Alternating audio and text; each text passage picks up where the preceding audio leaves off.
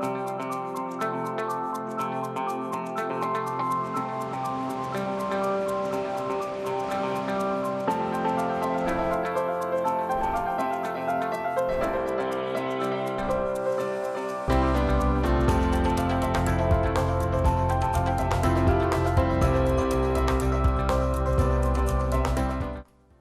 afternoon. Thanks for joining us Across the Fence. I'm Fran Stoddard.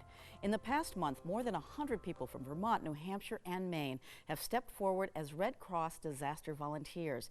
The volunteers have been deployed to help fellow Americans all across the country, from wildfires in the west to floods in the south and a hurricane in the northeast. Meanwhile, here at home, hundreds of other Red Cross volunteers are pitching in every day to support neighbors displaced by house fires and other tragedies, as well as the volunteers who help with the work involved in blood donation and collection.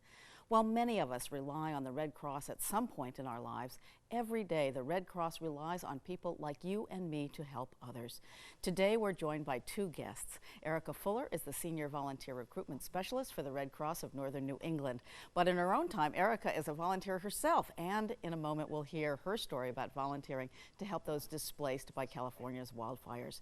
Also with us is David Allen. David is a disaster volunteer who recently served in Louisiana as Hurricane Ida made landfall. Erica and David, thank you so much for your support of others, and welcome to Across the Fence. Afternoon, Fran. So Erica, let me turn to you first. Wearing your hat as a volunteer recruitment specialist for the Red Cross, what roles do Red Cross volunteers play during a disaster response? Yeah, this season our focus has really been on finding two primary types of volunteers. So that's first our health services, disaster volunteers, and they're helping us provide health services in our shelters and out in the communities that have been impacted. You know, we're looking for folks that can dedicate a 10-day deployment. And then that leads me to our second need, which is shelter volunteers to help operate our Red Cross shelters that are up. And, they're helping with setting up cots, meals, making sure there's recovery resources. So these volunteers are committing 14 days. So fabulous. Look at these guys. So how do you prepare these volunteers to deploy in a disaster like a hurricane in another state? Yeah, once we get someone signed up, we work on training them. So we have online self-paced training where you're learning about the Red Cross's role in these disaster responses, and then also your role, what you'll do as a volunteer. So we want to make sure that when you go out, you're prepared. This is likely a new experience for a lot of our volunteers. So we're going to let you know what to expect. Awesome. And in addition to working for the Red Cross, you also volunteer. Most recently, you volunteered for a 2-week recruitment or deployment in California to help those displaced by wildfires. Tell us what you did and what you took away. Yeah, so I was a shelter manager. I oversaw the operation of a shelter up in Northern California. We were serving clients who'd been displaced by the Dixie fires, and that fire now has consumed about 970,000 acres.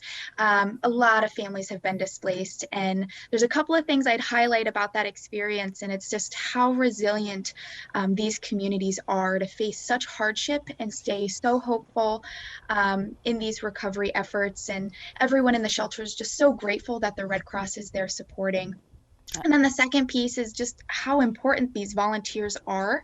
The fires in California have been burning for over 60 days at this point, and we've had dozens of shelters opening and closing and thousands of volunteers that have helped. And, having the hands to put these shelters up, operate them, and then take them down when they're no longer needed is just a huge effort. So we need the hands, and, having a place to go in these situations is a privilege, having a family or friend to go and stay with if you need to evacuate from your home. So it's essential we have these shelters there for people to go to. Absolutely. Those are just horrifying shots. So let me bring David Allen into our conversation. He's from White River Junction. David, in early September, you volunteered to deploy in Louisiana for Hurricane Ida. What was your role? Well, actually, it was August 26th, about 4:30 in the afternoon, a Thursday, when I got a phone call asking if I could get down to Louisiana as quickly as possible because Hurricane Ida was approaching the coast. And I got there, I landed in Baton Rouge about 11:30 on Friday morning. So I moved pretty quickly after getting my wife's permission.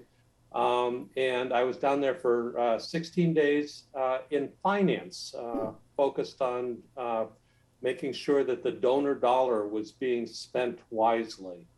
Fabulous. So there's a broad width of the kinds of people that you need down there. And of course, we need finance people, which is fantastic. So, was there a moment or incident where you really felt like you were making a difference while you were down there? Probably every day, but what comes to mind? Well, just the magnitude of the response. When I got down there, I was joined by a little bit more than 100 other volunteers and workers. By the time the hurricane had passed, it came in on Sunday, and by Tuesday, we were ramping up almost to 1,000 volunteers and workers, 90% volunteers.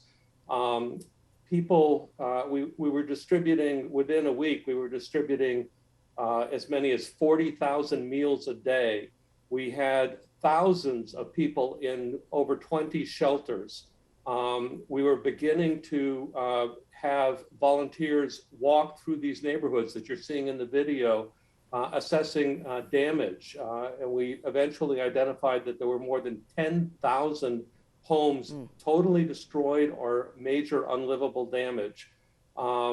So from my standpoint, making sure that it's a huge cost and it's funded so much by donor dollars, making sure that the Red Cross can tell people that their dollars are being wisely spent. There's not much waste. We are not overpaying for the services, for the water we distribute or the food we distribute or the shelters we're running. We rely very much on a very efficient, frugal approach. And so I feel terrific that my skill as a business person, now retired, can be applied to something helping so many people just devastated by this horrible storm. Absolutely. So what got you out of the comfort of your home to volunteer for a disaster 1,600 miles away? Well, I grew up in the 60s, and I remember the Beatles song, "All You Need Is Love," and I kind of believe that. And so it's about love. It's about helping people. And as I mentioned, I'm a retired businessman. I know finance, so I was able to apply my skill. But like the 800 other volunteers that were down there during the 16 days I was down there, helping run shelters like Erica ran in California, distributing meals, working, just driving box trucks or driving what we call ERVs, emergency response vehicles. We had almost 100 ERVs driving out to the neighborhoods that were affected, and it's volunteers driving those. We had people doing healthcare. We had people doing mental health. We had people doing spiritual care. We had people liaisoning with government agencies. There are just so many roles that could be played, and I happen to be good at finance, so that was my role. But it really feels great to be able to help people and spread love. Fantastic, David. And Erica, anything to add about how important volunteers like David are to the Red Cross and the people you serve? Yeah, I think David makes it pretty clear, but the reality is we couldn't provide our services without our volunteers. So, we're not able to provide a safe place to sleep, meals, first aid, spiritual care, other basic needs in these situations to help these families recover. So thank you, David. Thank you to all of the other volunteers who've stepped up this season and done your part. I know serving's not easy. It's long hours. It means time away from your family. And I think you'd all agree that it's a really rewarding way to give back and serve and make a direct impact for these individuals. So thank you. Right. So with active hurricane season certainly still underway, what's the Red Cross's biggest volunteer need at this time, Erica? Yeah, our biggest demand is to get folks in the door for these sheltering opportunities. So we'll train you so that you're ready when the time comes.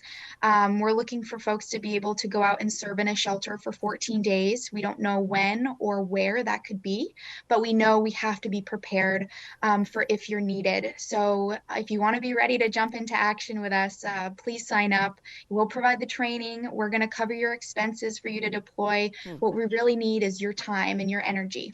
Awesome. And David, as a volunteer yourself, what would you say to somebody who might be thinking about volunteering locally or out of state? Well, that there's so many things that all of us can do. I mean, we all have the ability to pass out food. Many of us are able to drive vehicles. Working in a shelter, it requires some sacrifice. Being away for a couple of weeks, that's what is being asked. Often sleeping on a cot, uh, not having very comfortable circumstances, but always being safe and helping people. It's a great way to make a difference, even if you feel, wow, what can I do? You can do things. You can talk to other people. You can drive. You can work in a warehouse. You can, um, if you have a special professional skill or a specialty skill like healthcare, or or know how to relate to government officials, we need people like that. Or finance. Finance needs volunteers. And so rewarding. So to learn more about these opportunities, I want to make sure that people know how to get there to get involved with the Red Cross. You can go to the website. It is redcross.org. Then click on the link to volunteers. Again, go to redcross.org, where you'll find a variety of volunteer opportunities to help families impacted by disaster here and further afield. Erica and David, thank you so much for your service to all of us and across the country. Thank you. Great show. Thank you for doing this, Fran. You bet. And once again, thank you for joining us across the fence. I'm Fran Stoddard. Stay well.